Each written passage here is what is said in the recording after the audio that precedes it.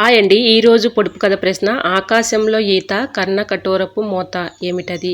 ప్రశ్న మరొకసారండి. ఆకాశంలో ఈత కర్ణ కఠోరపు మోత ఏమిటది? తెలిస్తే కమెంట్ సెక్షన్లో తప్పకుండా కమెంట్ చేయండి ఫ్రెండ్స్.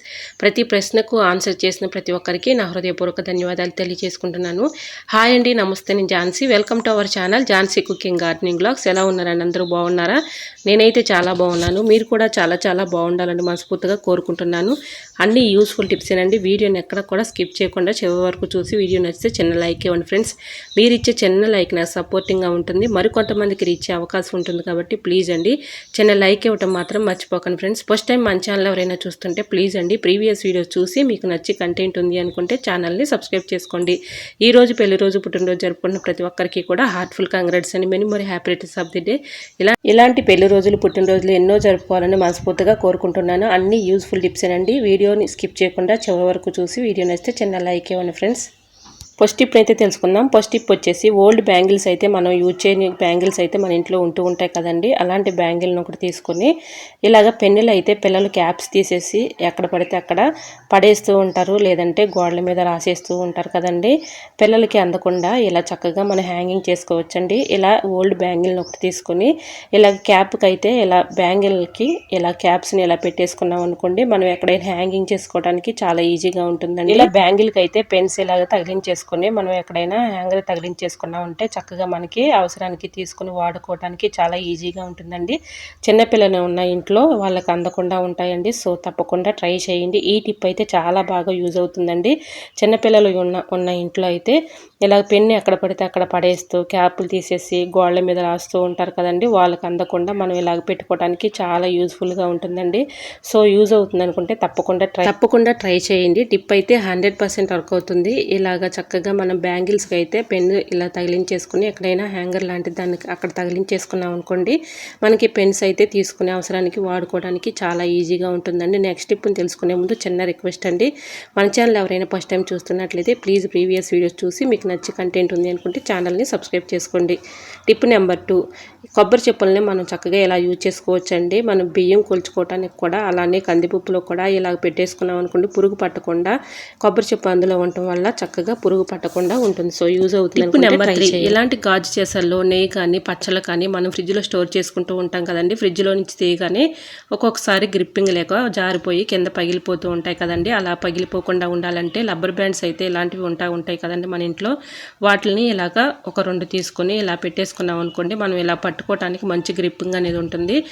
ఇలా చేసా కూడా మన జారిపోయి పగిలే అవకాశం కూడా ఉండదు. సో యూజ్ అవుతుంది అనుకుంటే ట్రై చేయండి. టిప్ నెంబర్ 4, పాలు పైకి పొంగిపోకుండా ఉండాలంటే బరువు లాంటి గరిటె ఇలా పెట్టేసుకున్నాం అనుకోండి, అందులోనే మరుగుతాయి కానీ పైకి పొంగిపోకుండా ఉంటాయి. సో తప్పకుండా ట్రై చేయండి. టిప్ అయితే 100%. టిప్ నెంబర్ 5, మార్కెట్ నుంచి సరుకులు తెచ్చుకున్నప్పుడు ఇలా ఎండలో పెట్టుకుని డబ్బాలు స్టోర్ చేసుకుంటే పురుగు పట్టకుండా ఎక్కువ రోజులు స్టోర్ ఉంటాయి.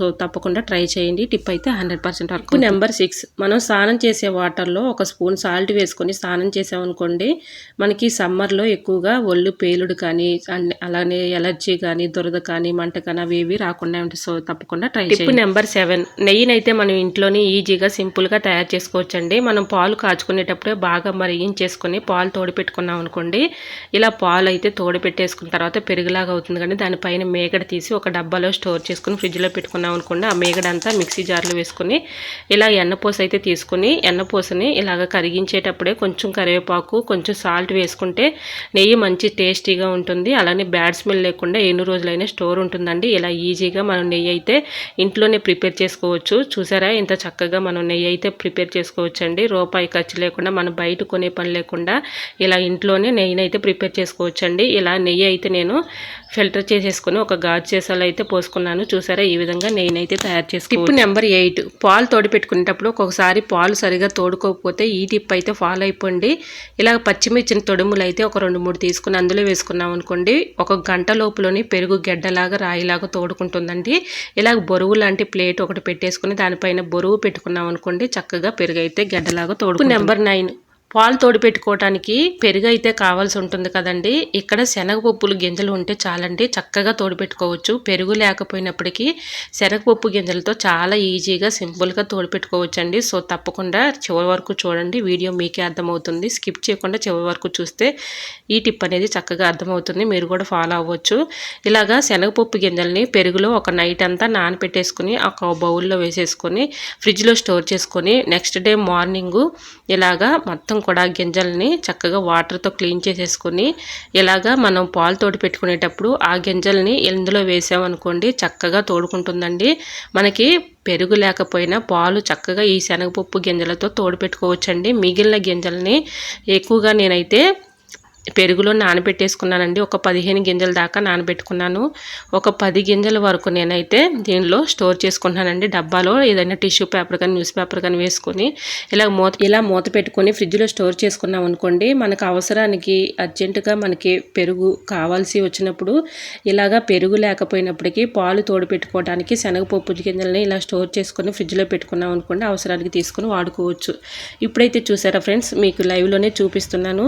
పెరుగులో అయితే శనగపప్పు గింజలు కనిపిస్తున్నాయండి. నిజంగా చెప్తున్నాను, చాలా బాగా తోడుకుంటుందండి. ఇలా శనగపప్పు గింజలు ఒక నైట్ అంతా కూడా మనం ఫ్రిడ్జ్లో స్టోర్ చేసుకుని పెట్టుకుని నెక్స్ట్ డే చక్కగా క్లీన్ చేసుకుని ఒక డబ్బాలో స్టోర్ చేసుకున్నాం అనుకోండి, పెరుగు అయితే గడ్డలాగా రాయిలాగా మనం ఎలా అయితే తోడు పెట్టుకుంటామో అలాగనే పెరుగు కూడా చక్కగా గడ్డలాగా తోడుకుంటుందండి. ఇప్పుడు శనగపప్పు గింజల్ని మనం ఇవి పడేయకుండా మళ్ళీ చక్కగా కడిగేసి ఏదైనా ఒక బాక్స్లో స్టోర్ చేసుకుని మళ్ళీ అవసరానికి తీసుకుని వాడుకోవచ్చండి. సో తప్పకుండా ట్రై చేయండి. టిప్ అయితే 100% వర్క్ అవుతుంది. ఇలా అవసరానికి మనకి పెరుగు లేనప్పుడు ఒకరి ఇంటికి వెళ్ళే పని లేకుండా మనం ఈజీగా ఇలాగ ప్రిపేర్ చేసుకునే ఈ శనగపప్పు గింజలతో పెరుగు అయితే చక్కగా తోడుపెట్టుకోవచ్చండి. నిజంగా చెప్తున్నాను, చాలా బాగా అయితే తోడుకుంటుంది. మీకు లైవ్లోనే చూపించాను కదండి, చాలా ఈజీగా సింపుల్గా అయితే మనం తోడుపెట్టుకోవచ్చు.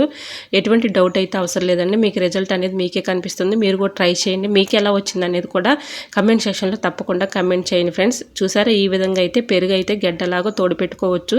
సో యూజ్ అవుతుంది అనుకుంటే తప్పకుండా ట్రై చేయండి. నెక్స్ట్ టిప్ తెలుసుకునే ముందు చిన్న రిక్వెస్ట్ అండి, మన ఛానల్ ఎవరైనా ఫస్ట్ టైం చూస్తున్నట్లయితే ప్లీజ్ అండి ప్రీవియస్ వీడియోస్ చూసి మీకు నచ్చితేనే తప్పకుండా సబ్స్క్రైబ్ చేసుకోండి.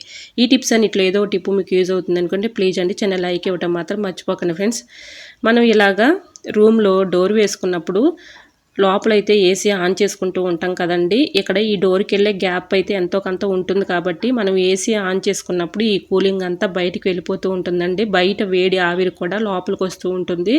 అలా గ్యాప్ ఉన్న దగ్గర కొంచెం ఏదైనా ఒక టవల్ లాంటిది ఇలా పెట్టేసుకున్నాం అనుకోండి, మనకి గ్యాప్ లేకుండా కూలింగ్ అనేది బయటికి పోకుండా ఉంటుందండి. మనం ఏసీ ఆఫ్ చేసినప్పటికీ కూడా ఇలా గ్యాప్ మనం కవర్ చేసాం కాబట్టి కూలింగ్ అనేది బయటికి వెళ్లకుండా ఉంటుంది. మరో యూజ్ఫుల్ టిప్ ఏంటంటే, ఇలా గ్యాప్లో అయితే దోమలు కూడా చాలా ఎక్కువగా వచ్చేస్తూ ఉంటాయి కదండి. ఆ గ్యాప్లో దోమలు కూడా రాకుండా ఉండాలంటే ఏదైనా ఒక టవల్ లాంటిది కానీ పాతది వేస్ట్గా ఉన్నటువంటి క్లాత్ కానీ ఇలా పెట్టేసుకున్నాం అనుకోండి, దోమలు రాకుండా ఉంటాయి. కూలింగ్ అనేది బయటకు వెళ్ళకుండా ఉంటుంది.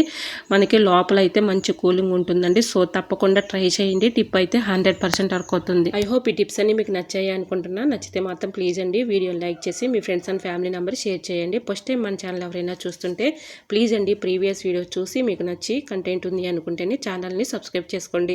పక్కనే ఉన్న బెల్ ఐకాన్ని క్లిక్ చేయండి. బెల్ ఐకాన్ని క్లిక్ చేయడం వల్ల నోటిఫికేషన్ వస్తుంది. మన వీడియోస్ అనేది మిస్ అవ్వకుండా చూడగలుగుతారు. నా ఛానల్ని ఇంతవరకు ఆదరించి సపోర్ట్ చేసి సబ్స్క్రైబ్ చేసిన ప్రతి ఒక్కరికి కూడా నా హృదయపూర్వక ధన్యవాదాలు అయితే తెలియజేసుకుంటున్నానండి.